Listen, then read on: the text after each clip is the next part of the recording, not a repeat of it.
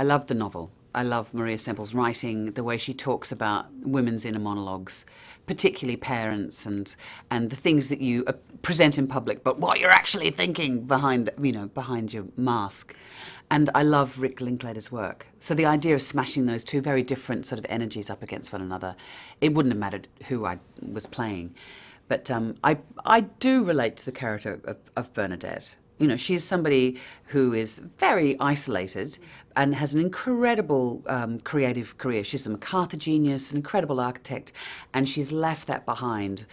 She's experienced monumental failure, and she's run away, gone to Seattle, which she can't stand, and she's had a series of miscarriages, which I think the book touches on, but doesn't really. The film deals with it more, I think. And finally, she has a daughter who almost dies, and she prays to, Balakrishna. If you save my daughter, I will put all my creative energy into my daughter, which she's done, and now she's turning into a teenager and going away to boarding school, and her world just breaks open.